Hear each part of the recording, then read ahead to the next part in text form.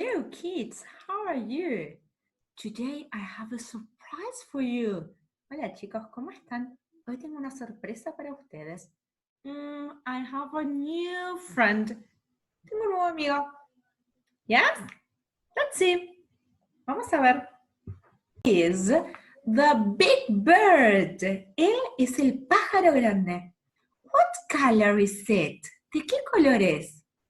It's yellow. Very good. And he writes a letter to us. Nos escribió una carta. Let's read. Vamos a leerla.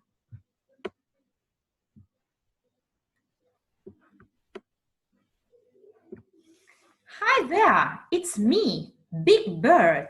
Hola ahí, soy yo, pájaro grande. What is your name? Nos pregunta, ¿cuál es tu nombre? The sun is bright and warm here on Sesame Street today. Dice que el sol está brillante y cálido ahí donde está él, en la calle Sésamo hoy. What is the weather like where you are? ¿Cómo está el tiempo a donde vos estás? Today I'm going to meet my best friend, Snuffy, at the park. Dice que hoy se va a encontrar con su mejor amigo Snuffy en el parque. We are going to play ball and have a picnic.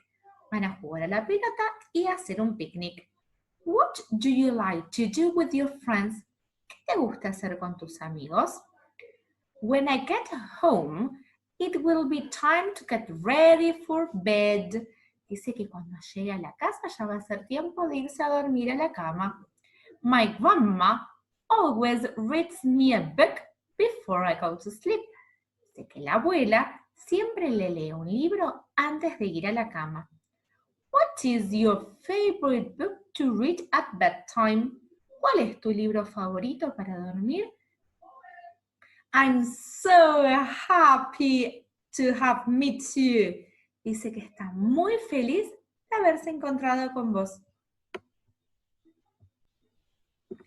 Now, Big Bird wants to know about you. Ahora Big Bird quiere saber de vos y de mí. Así que primero respondió unas preguntas.